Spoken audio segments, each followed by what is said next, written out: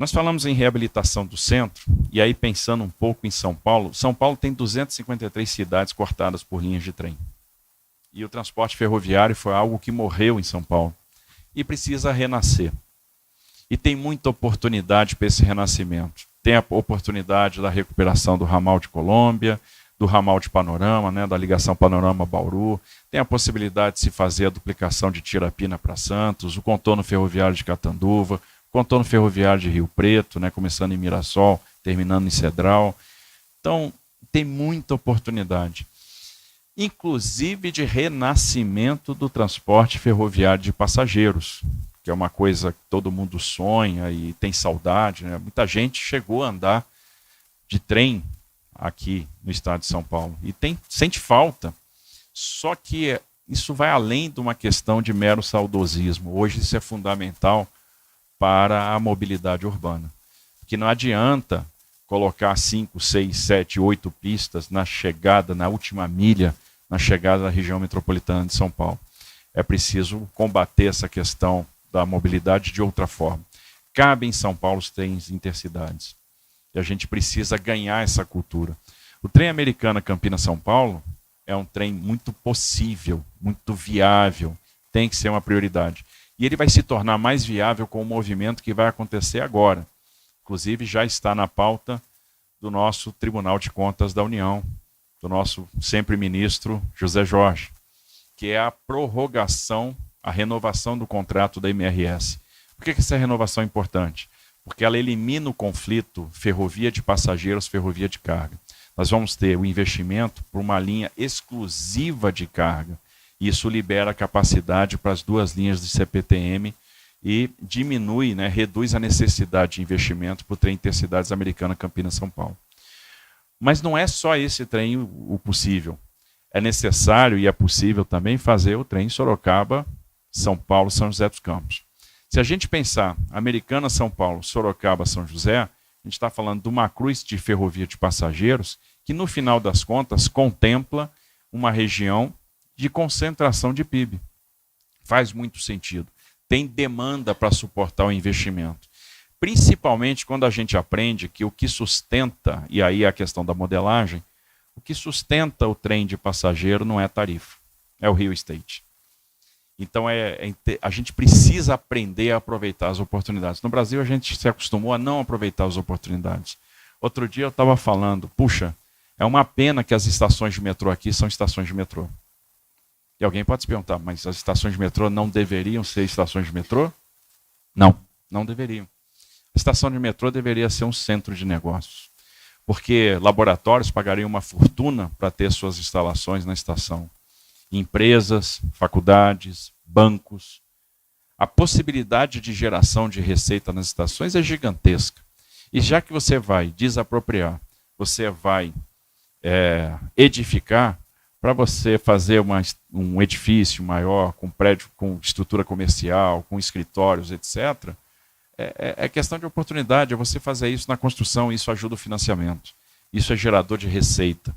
A partir do momento que a gente entende que o que sustenta o transporte ferroviário não é a tarifa, mas sim é a questão imobiliária, é o real estate, a gente começa a estruturar e botar esses projetos de pé. E durante muito tempo não foi assim. Então os projetos ferroviários de passageiros não se sustentam pela tarifa pura e simplesmente. Mas há uma oportunidade enorme. E é importante fazer os primeiros para que a gente decole, deslanche. Vou citar o exemplo da questão da privatização portuária. A gente não podia começar a privatização do setor portuário pelo Porto de Santos, que é o porto mais complexo. Por isso que optamos por fazer a primeira privatização no Espírito Santo. Então era um porto de menor porte, com menos contratos de arrendamento. Era um case interessante para a gente entender o desafio da regulação. A partir do momento que a gente entende o desafio da regulação, né, a questão da manutenção da segurança jurídica dos contratos, da limitação da participação do capital de armadores ou operadores, para garantir o bom ambiente concorrencial, a questão do balanço investimento versus tarifa, porque não adianta fazer privatização por fazer. A privatização tem que gerar um benefício. E o benefício é investimento, é a melhoria, né, do nível de serviço, da qualidade da prestação de serviço, com redução de custo. Se for para aumentar custo, também não interessa. É importante que a gente tenha essa redução de custo. Então foi essa lógica que permeou a privatização do Porto Espírito Santo e está permeando o Santos. Santos a gente está falando de 20 bi de investimentos com redução de tarifa da ordem, né, pode chegar a 40%. Então isso é muito impactante. Aliás, a privatização do Porto de Santos representa o renascimento da Baixada Santista, por causa das atividades que irão para lá.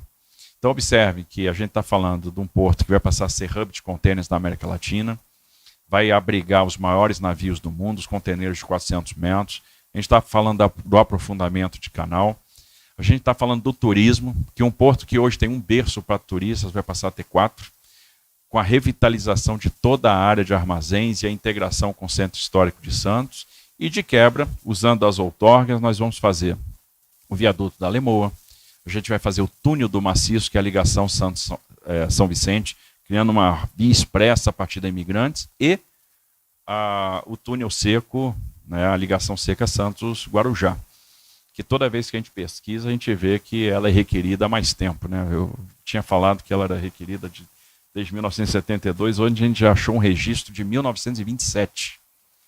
Então, veja que se pensa nisso há muito tempo.